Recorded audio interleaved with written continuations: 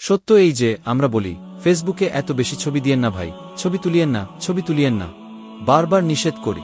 কারণ জানেন, একটাই কারণ, চোখ লাগাটা সত্য। নবী সাল্লাল্লাহু আলাইহি ওয়াসাল্লাম বলেছেন, চোখের নজর সত্য। নবী করিম সাল্লাল্লাহু আলাইহি ওয়াসাল্লাম যা বলেছেন, আল্লাহ যা বলেছেন, ওটাই চূড়ান্ত সত্য, বাইরে কোনো সত্য নেই। খুব সতর্ক থাকবেন। আমি পরে সমাধানও বলছি আপনাদেরকে। আরেকটা হাদিস, চোখের বধ নজর এমন সত্য যে একটা উটকে রান্নার ডেক্সির মধ্যে ঢুকিয়ে ফেলতে পারে। একজন সাহাবী গোসল করছিলেন। এই হাদিস সহি। আলেম ও ওলামারা জানেন হাদিসটি সহি। সেই সাহাবীর গায়ের চামড়া ছিল খুবই সুন্দর, একদম নরম চকচকে স্কিন, যেমন কিছু মানুষের হয়ে থাকে। এখন আরেকজন সাহাবী দূর থেকে দেখলেন এবং বললেন, কি চমৎকার তার গায়ের রং, যেন কুমারী নারীর মতো। এই কথার পরপরই যিনি গোসল করছিলেন তিনি অজ্ঞান হয়ে পড়ে গেলেন। কোনো ব্যাখ্যা দিতে পারবেন না, না সায়েন্স দিয়ে, না মেডিকেল দিয়ে।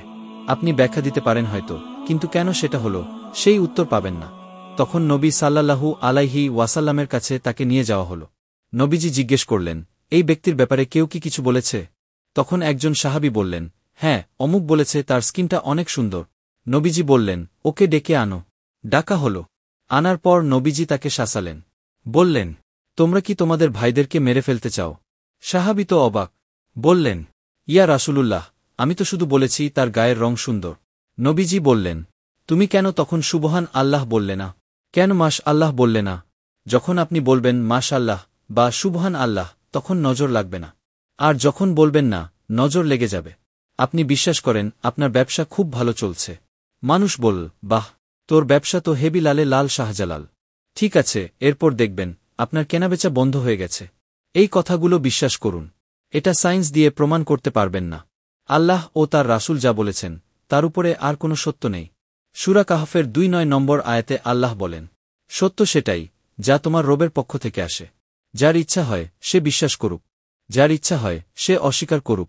এই জন্যই আমরা বারবার বলি, ফেসবুকে এত বেশি ছবি দেওয়া, আইওয়াশ করা, শোডাউন করা, এসব বন্ধ করুন।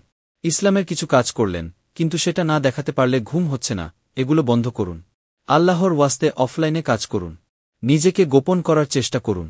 যত বেশি নিজেকে মানুষের সামনে এক্সপোজ করবেন, ততই বরকত কমে যাবে। চোখ লাগবে, নজর লাগবে। চোখের বধ নজরে বহু আলেম আস্তে আস্তে মাঠ থেকে মাইনাস হয়ে গেলেন না। এখন কি আলেমদের সংখ্যা বেশি না কম? দিন দিন সংখ্যা কমেই যাচ্ছে। নবীজি বলেছেন, আলেমদের সংখ্যা কমতে থাকবে।